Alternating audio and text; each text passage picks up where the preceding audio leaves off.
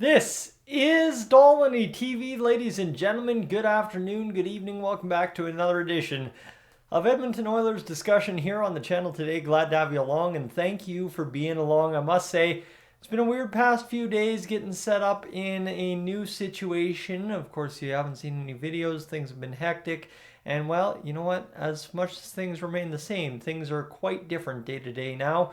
And I will tell you what I want to kind of put out in this message before we get too far into today's video is just, you know what? Thank you for being here. But hey, thank yourself for everything you've gone through and what you're doing to get to where you're at watching this video today.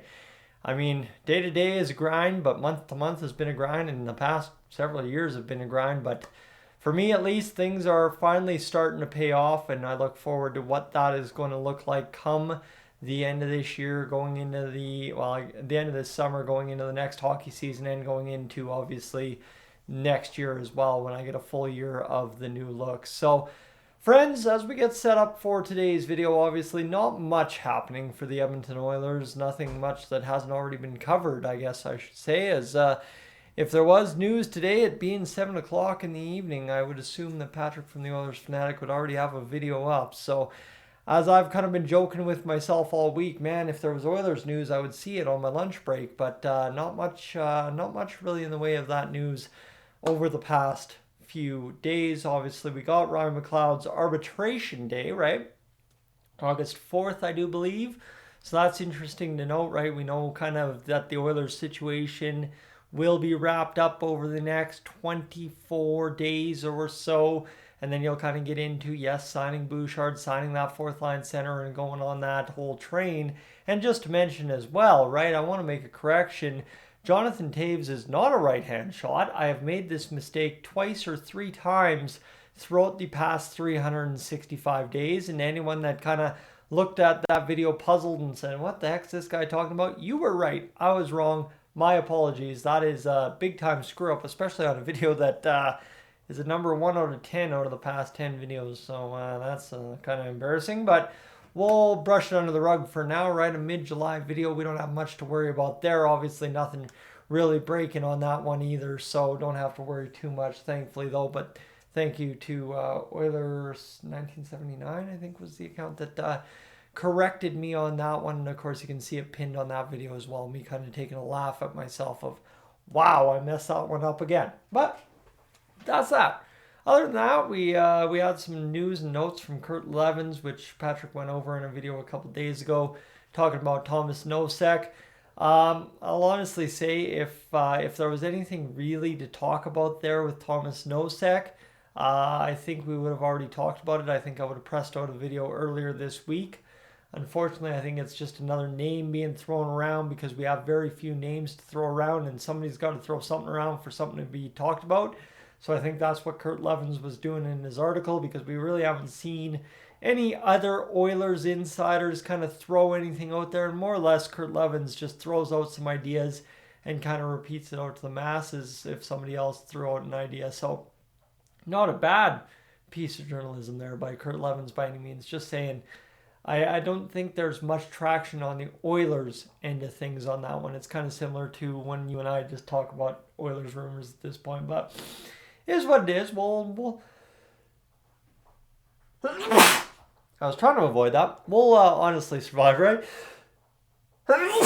Nothing major on that front. I think that's kind of where we're going to settle into over the next few weeks as well. Nothing major on any front until we get closer to Ryan McLeod's arbitration date, and the Oilers either sign him or don't sign him, or go to arbitration or don't go to arbitration with him. And that's kind of where we're just waiting to get to right now, because obviously, yes, the Ryan McLeod news will be huge. The Evan Bouchard news will be the big breaker of the summer.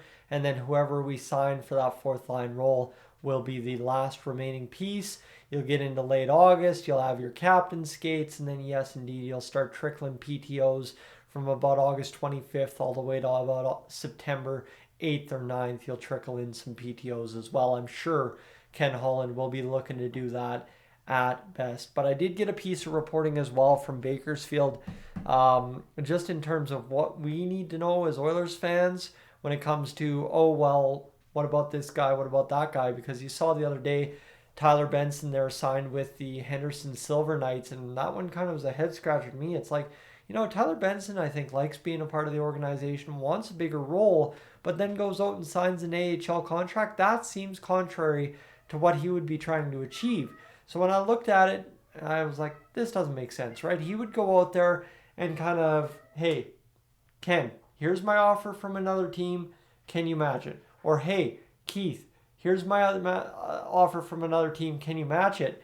But what I ended up seeing from the reporting from Bakersfield here, and just going back and forth a little bit, is Bakersfield's full. They're going to be benching guys. That's legitimately Bakersfield's situation this upcoming fall. Is we've gone from a team a few years ago that had to use defensemen as forwards and forwards as defensemen, and it was just a mess there for a little while, to a team that now is going to be benching 2 to 4 players every single game just to run an active roster night to night. Obviously, that's a huge thing because we're starting to see some good development down there. We're starting to see a bunch of guys that we've drafted in the Ken Holland era make their way through there, and hopefully means great things for the Edmonton Oilers going forward, whether in terms of acquiring big name players in trades or developing our talent onto the NHL roster as Bakersfield has done so well. But in all of that, a casualty is, of course, unfortunately,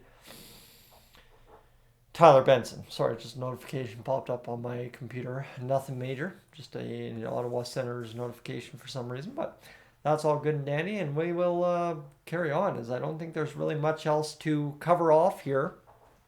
To really say we've covered the Bakersfield news, correction on Jonathan Toews, Evan Bouchard, Ryan McLeod, all that, Thomas Nosek. Really, the only thing I would be looking for at this point, and I think it's me and Patrick both looking for this, I just want to repeat more or less what he's been saying, is at what day, at what time are we going to sign Raphael Lavoie? Because I think that's the one move you can make before you sign McLeod and Bouchard, is, of course, clearing up your other RFA in Raphael Lavoie. Yes, we have another one sitting out in the open in, of course, unfortunately, the man who walked away, I'm trying to call him blanking here, Noah Philp.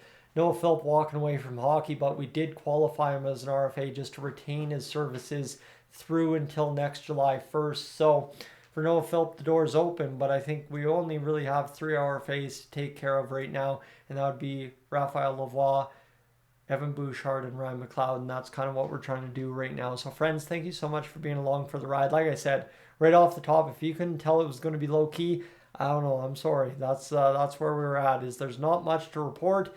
Really, as you can tell, I haven't had much time for anything, and I'm pretty much ready to go back to bed tonight and get ready to do it all again tomorrow, as it's just a new chapter beginning in life, and unfortunately that means some changes have to be made, and obviously not sacrificing doing the Dolany TV thing, as I try to keep you as up to date as possible, but things do get hectic time to time. So friends, thank you for being along for the ride.